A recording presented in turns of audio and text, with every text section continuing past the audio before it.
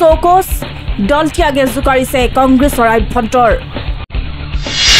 নিৰ্বাচনৰ প্ৰাক মুহূৰ্তত অন্তকণ্ডলে জ্বলাইছে কংগ্ৰেছৰ মজিয়া কংগ্ৰেছৰ দুই নেতালৈ চৌকছ দলীয় অনুশাসন ভংগৰ অভিযোগত পূব গোৱালপাৰা বিধানসভা সমষ্টিৰ বিধায়ক আব্দুৰ ৰছিদ মণ্ডল আৰু জ্যেষ্ঠ নেতা ৰমেন বৰঠাকুৰক কাৰণ দৰ্শোৱাৰ জাননী প্ৰদেশ কংগ্ৰেছৰ প্ৰদেশ কংগ্ৰেছৰ পৰা চৌকছ লাভ কৰাৰ পিছতেই বিধায়ক আব্দুৰ ৰছিদ মণ্ডলৰ প্ৰতিক্ৰিয়া মই কোনো দল বিৰোধী কাৰ্যকলাপ কৰা নাই মোক ভাল নোপোৱাও এটা মহল আছে নিৰ্বাচনৰ সময়ত এনে অভিযোগ উঠাটো স্বাভাৱিক কোনোবাই বিচাৰিলে মই তেওঁৰ হৈ নিৰ্বাচনী প্ৰচাৰ চলাম যিখিনি চৌকছত লিখিছে এইটো অভিযোগহে পাৰ্টিৰ কোনো সিদ্ধান্ত এইটো পাৰ্টিৰ সিদ্ধান্ত নহয় পাৰ্টিয়ে যি অভিযোগ পাইছে এই অভিযোগখিনিহে জনাইছে যে তেওঁলোকে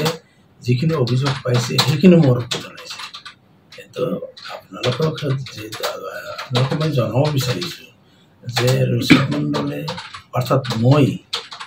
এতিয়ালৈকে কেতিয়াও কোনো দল বিৰোধী কাম কৰা নাই দল বিৰোধী কোনো মন্তব্যও দিয়া নাই দল বিৰোধী কোনো সভাও কৰা নাই এইটো আজি নহয় কেতিয়াও কৰা নাই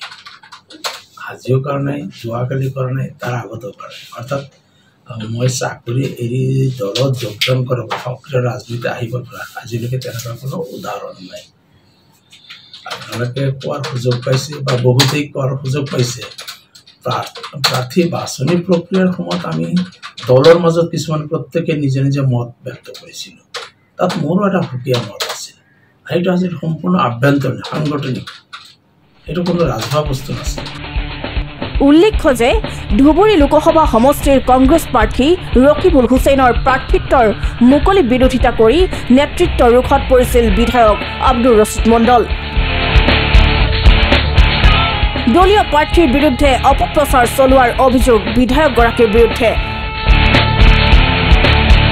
যাৰ বাবে এপিচিচি সভাপতি ভূপেন বৰাই বিধায়ক আব্দুৰ ৰছিদ মণ্ডলক কাৰণ দৰ্শোৱাৰ জাননী প্ৰেৰণ কৰে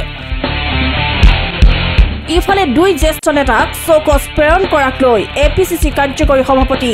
জাকিৰ হুছেইন সিকদাৰৰ মন্তব্য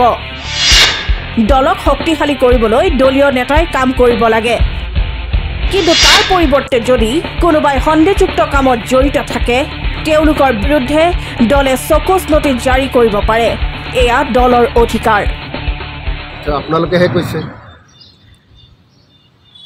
চৌকছ কৰা কৈছে আমি সেইটোৱে জানো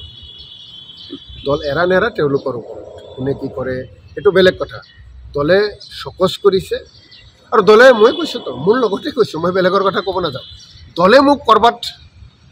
বেকা দেখিলে চিধা যোৱাতকৈ যদি মোক বেকা দেখে দলে মোক সুধিব পাৰে তুমি কিয় বেকা হৈছা মই তেতিয়া ক'ব লাগিব